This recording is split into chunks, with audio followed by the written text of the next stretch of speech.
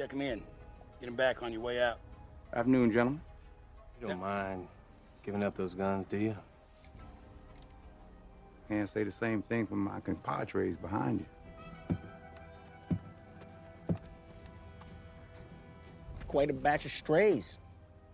What's your aim here, mister? Oh, you sure you don't want my gun?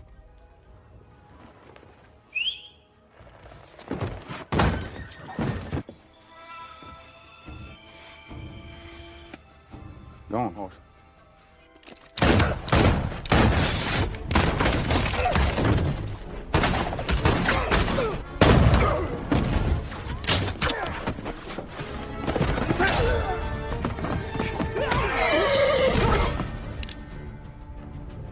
In 1879, the quiet town of Rose Creek falls under the oppressive control of a powerful and merciless man named Bartholomew Bogue.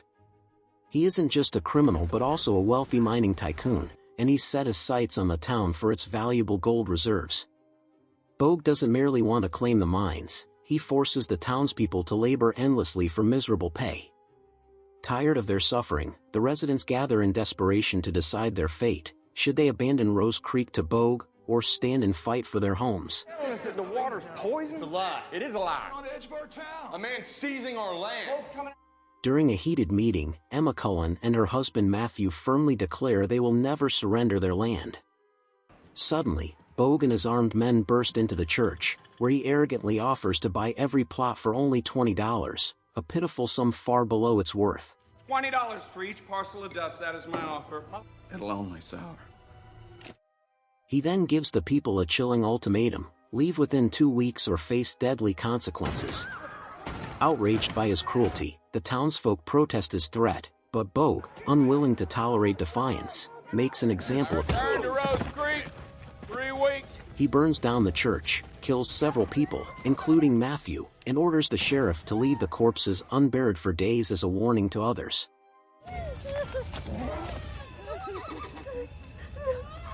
Leave the bodies where they lie. Meanwhile, in the nearby town of Warrenton, a confident lawman named Sam Chisum rides in on horseback. The townspeople watch him with suspicion as he enters a saloon and questions the bartender about an outlaw known as Powder Dan. Goes by the name of Powder Dan. When a few armed patrons draw their weapons on him, Chisum reacts with lightning speed, disarming everyone in seconds. Realizing the bartender is actually Powder Dan, Chisum shoots him dead and calmly tells the frightened onlookers to fetch the sheriff. Among them is a gambler named Josh Faraday, who seems unimpressed by the chaos. When the sheriff arrives, Chisum shows him a wanted poster proving the bartender's identity, forcing the lawmen to lower their guns and pay him the bounty. Later, Faraday gets into trouble when 2 brothers accuse him of cheating at cards. Hands up. Hands up. From the way. Wow, Bill. They call me. They drag him outside town, planning to kill him, but Faraday tricks them with a card trick, killing one and injuring the other. Would you like to see another magic trick? Elsewhere, Emma and her companion Teddy Q find Chisum and plead for help. They describe how Bogue has taken over their town and killed Matthew, offering Chisum a handful of gold coins in exchange for his assistance. Hearing Bogue's name seems to strike a chord with him, and he agrees to help. How many men you say you got left in town? 40, maybe. You start something like this. We did not start this, Mr. Chisum. Soon after, the 3 encounter Faraday arguing with a stubborn stable owner. Sensing potential in the gambler, Chisum offers to pay Faraday's horse debt if he joins their mission. Faraday agrees, and Chisum sends him and Teddy to a place called Volcano Springs to recruit a man named Goodnight Robichaux. When Faraday and Teddy arrive there, they walk into a tense standoff. A man accuses another, Billy Rocks, of cheating and challenges him to a duel. How about that, boys? That's pretty good. But instead of drawing a gun, Billy flings a hairpin, killing the challenger instantly. The crowd turns to Goodnight Robichaux, who calmly collects bets from the stunned spectators. His reputation as a master sharpshooter is well known. As he sits for a shave, Faraday and Teddy approach him and Billy, explaining Chisum's plan. A man to arrest. This is a man to befriend. I like you. Intrigued by the offer and the pay, the two agree to join. Meanwhile, Chisum and Emma come across what looks like an abandoned house. Inside, they find a corpse and soon discover a wanted outlaw named Vasquez hiding within. Although Chisum could easily capture him for a reward, he instead offers Vasquez a deal: join their group and avoid arrest. Seeing the benefit, Vasquez accepts. Later, the newly formed team shares a moment of humor as Faraday teases Vasquez on their journey. Still, their ranks aren't yet complete. They continue searching for a skilled tracker known as Jack Horn. Two boastful outlaws claim to have killed him, showing off his rifle as proof. Was Jack Horn's rifle. And you saying that's Jack Horn's rifle? But before they can finish their story, one is struck in the chest by a flying hatchet, and the other is crushed underfoot by the real Jack Horn, proving the pair were lying. Chisum takes the opportunity to invite Horn to join their mission. The grizzled hunter walks away without a word, leaving his decision uncertain.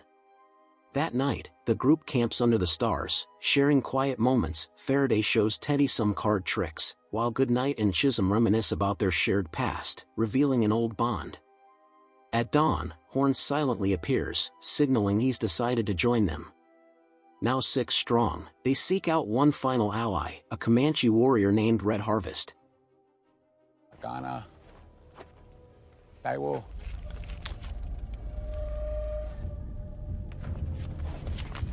Despite limited knowledge of his language, Chisum manages to communicate with him.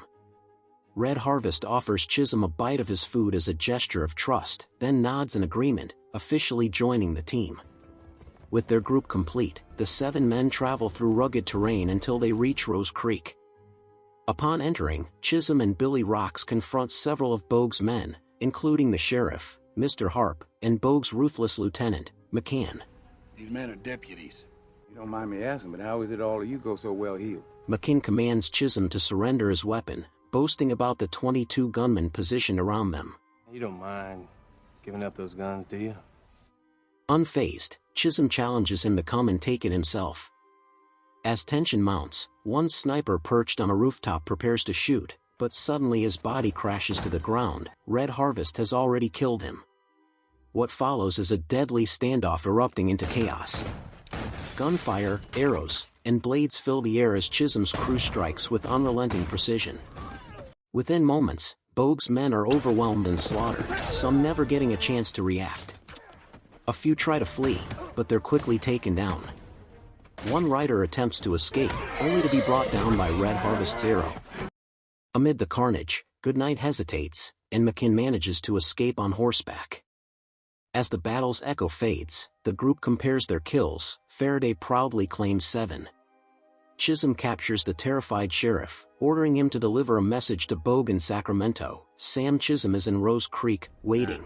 You're gonna deliver a message to your boy. Ain't nothing but a yellow-bellied, sap-sucking coward.